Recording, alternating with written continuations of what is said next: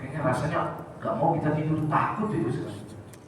Dan kita ngerepol sholat 3 kali itu capek banget, apalagi sampai 10 kali. Itu contoh aja. Terus hadis tentang yang masuk surga tanpa hisab, jemaah, ini juga luar biasa dahsyat. Awalnya berapa? Hanya kuotanya 70.000 orang. Hadis sahabat Ukasyah yang sama-sama kita tahu, Nabi bilang, jika seseorang senantiasa tawakal sama Allah, jika seseorang tidak minta diruqyah oleh orang lain, jika seseorang tidak punya mindset tentang tatoyur. Tahu tatoyur Bapak Ibu? Ini yang merusak tauhid kita, menganggap sial terhadap sesuatu yang gak ada kaitan dengan hukum kausalitas.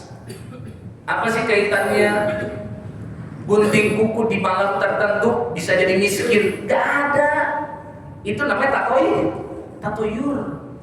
Kenapa sih ada yang anti banget dengan angka 17, dianggap angka sih? Sampai kalau bikin gedung liftnya itu nggak ada angka 17, Pak. Ada loh. 13. Ya, berarti di tempat lain ada yang 13. Kan angka ini beda-beda kan? Ada yang 13, ada yang 17, benar. Ini beda-beda loh, tempat tuh beda-beda. Ada yang sangat takut bahkan dengan angka 21, ada. Iya, mungkin yang Bapak Ibu tahu itu 13. Di Arab Saudi orang-orang Arab lain lagi. Pokoknya setiap tempat, setiap suku, setiap culture itu punya sesuatu yang dianggap menakutkan. Kalau lewat jembatan dulu ya, atau lewat terowongan klakson, ngedim lampu kendaraannya sekian kali, ya? Apa coba kaitannya? Itu namanya tatoyur. Kata Nabi, kalau 4 ini kita jaga nih, tawakal selalu sama Allah, nggak ada tatoyur dalam kehidupan kita. Kemudian kita tidak minta diruqyah oleh orang lain. Kemudian tidak melakukan pengobatan dengan metodologi pengobatan kai namanya. Kai itu adalah besi yang dipanaskan. Biasanya orang dulu jika ada pendarahan untuk menyumbatnya itu besi dipanaskan ditempel tuh.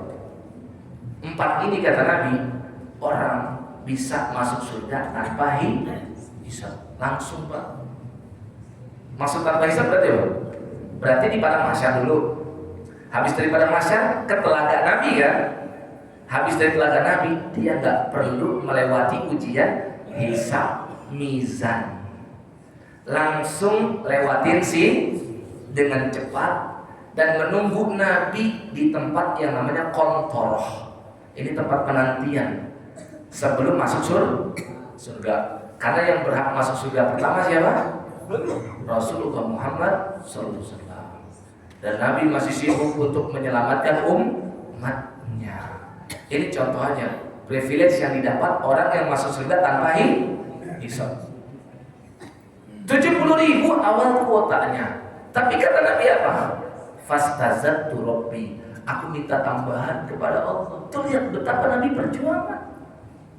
Akhirnya apa? Allah kasih kan kuota tambahan. Dari setiap 1.000 boleh mengangkat 70.000 lagi. Jadi kuotanya awal 70.000 ditambah 4.900.000. 70.000 kan 70.000. Sehingga totalnya berapa?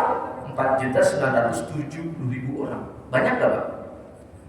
Banyak dari segi nominal. Tapi dari segi prosentase umat Nabi ini sangat makanya Nabi berjuang lagi.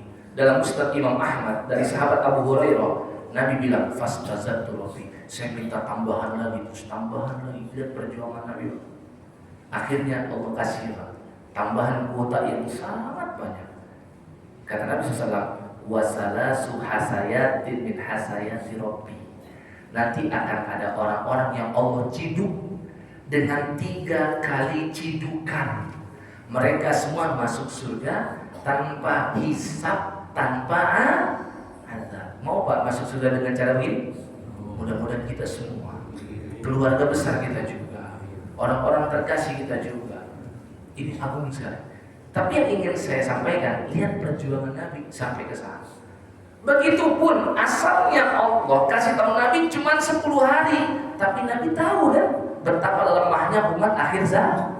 Model-model kita ini yang suka nebak-nebak malam ganjil kan. Makanya akhir Nabi memohon petunjuk sama Allah lagi.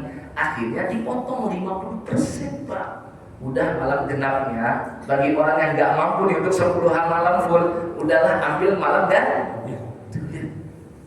gitu tuh. Makanya kita sepakat malam ganjil memang lebih utama daripada genap. Dan dengan hadis ini jelas malam Lailatul Qadar gak mungkin di malam karena informasi dari Rasul gak mungkin dusta. Ternyata Nabi kan bilang begitu. Carilah Lailatul Qadar di malam ganjil dari 10 hari terakhir. Possibility jadi 50 itu. Yang genap gak mungkin, yang ganjil pas 21, 23, 25, 27, 29. Tahu Bapak Ibu? Sebenarnya dengan isyarat ini kita harus paham betapa cintanya Allah terhadap angka ganjil.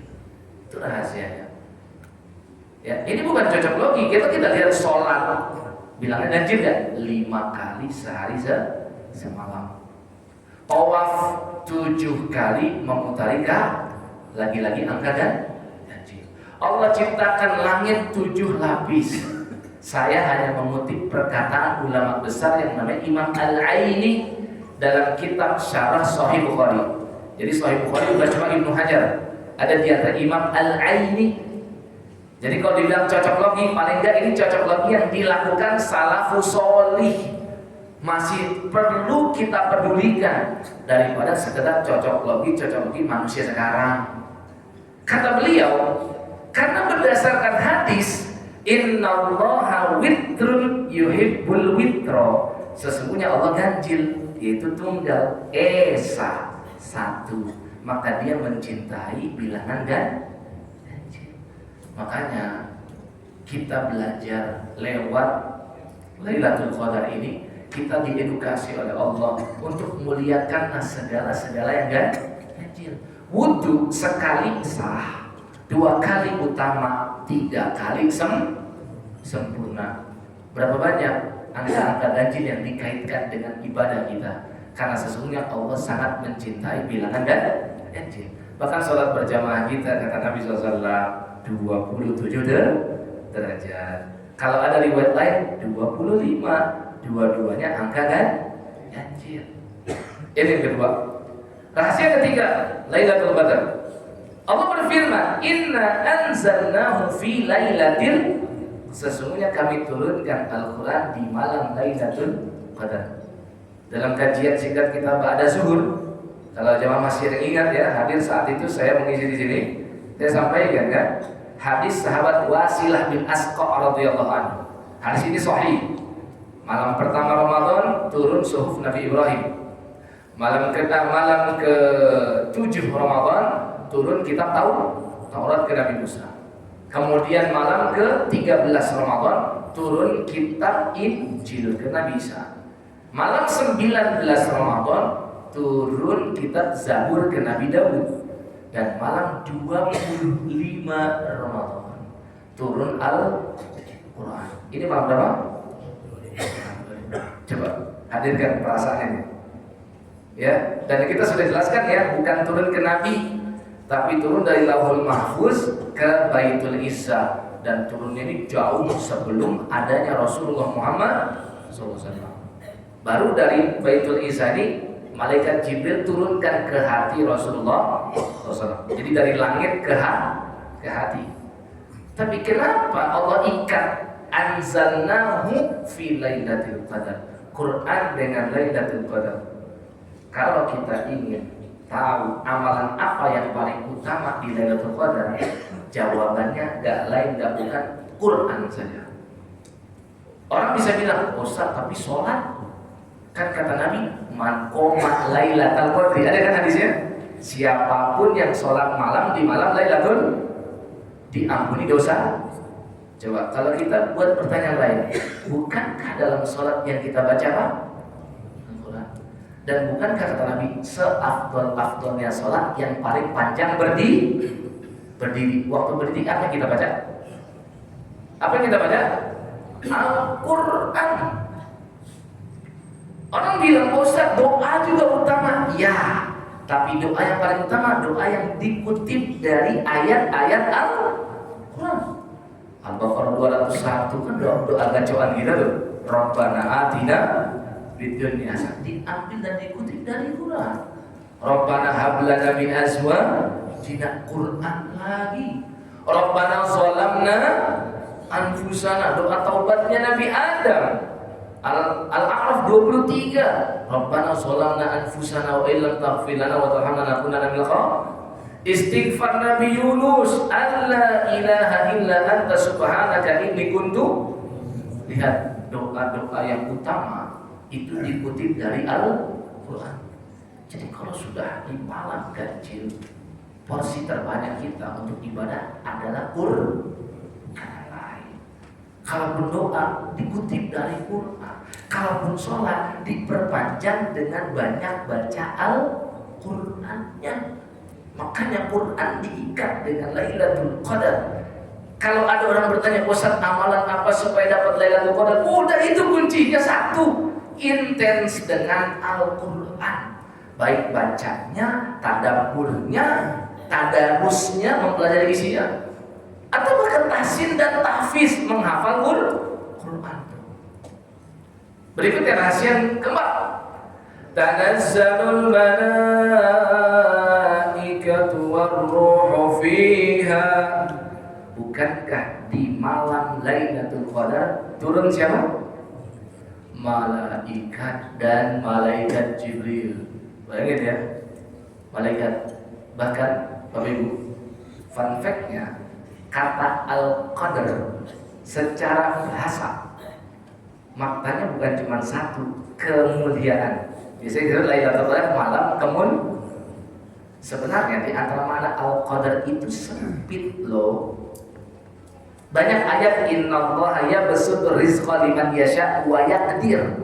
Sesungguhnya Allah melampahkan rezeki bagi siapapun yang Dia kehendaki dan menyempitkan bagi yang di antara mana qadar itu apa? Sempit.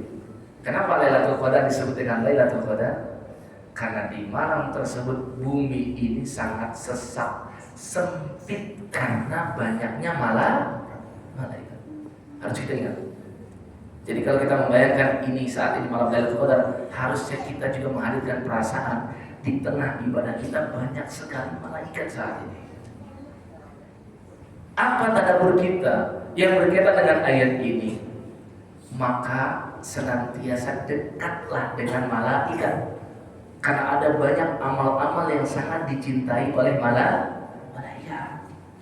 Kata Nabi SAW, yang mulutnya bau akibat makan bawang dan makanan lain yang sangat menyengat baunya, jangan dekati masjid.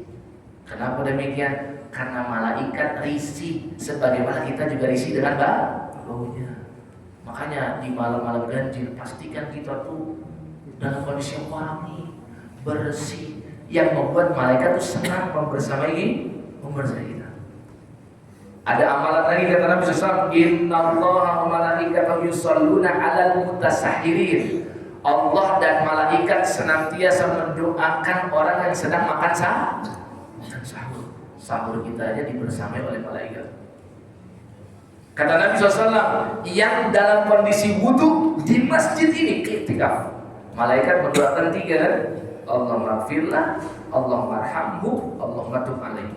Ya Allah, rahmati dia, ampuni dosanya, terima taubatnya. Maka di Lailatul Qadar kita bayangkan malaikat sedang membersamai kita dalam ibadah. Ini salah satu kunci kita tuh gak malas. Tiap kali ngantuk ingat, sebenarnya selain Allah yang menyaksikan ibadah kita tuh lagi disemangatin juga oleh malaikat. Dan malu rasanya. Malaikat yang gak punya dosa aja, gak punya dosa kan? Betul tidak? Malaikat gak punya dosa, kencang sekali ibadahnya, tapi kalau sudah Lailatul Qadar sampai turun dari langit. Sementara kita gak mau turun dari ranjang kita. Ya, masih banyak tuh orangnya. Kayaknya kemarin udah Lailatul Qadarnya, udahlah tidur lagi aja. Ada yang menganggap kemarin malam betul nggak? Banyak yang pakai cocok lagi itu. Benar, memang ada pernyataan itu dari para ulama. Tapi kita harus ingat, di negeri kita tahu bersama, malamnya berbeda. Sekarang kita sebut 25, sebagian 24. Yang kemarin nomor 24 bilangnya malam Jumat. Tapi bagi yang menghitung bukan malam ganjil gimana? Berarti kan malam genap yang bertepatan dengan malam Jumat. Sedangkan pernyataan dari para ulama malam ganjil yang bergabung dengan hari malam Jumat. Kan sementara yang menganggap malam genap. Iya kan? Makanya gak usah peduli dengan malam-malam tersebut. Seluruh malam kita hidupkan. Dan malaikat mempercayai kita. Terakhir yang kelima, terakhir sekali. Di malam Lailatul Qadar ada satu bacaan, ada satu jingle yang Nabi suruh kita untuk baca terus. Allahumma innaka afuwwun tuhibbul afwa fa'fu anni. Kalau ada orang bilang amalan apa selain Quran, ini nih jawabannya. Zikir ini yang paling kita kencangin sebanyak-banyaknya dari maghrib sampai subuh. Tahu Bapak Ibu sekalian? Banyak para ulama menyampaikan al-jazā'u min jinsil amal. Keutamaan balasan dari Allah itu selalu selaras dan sesuai dengan amal kita.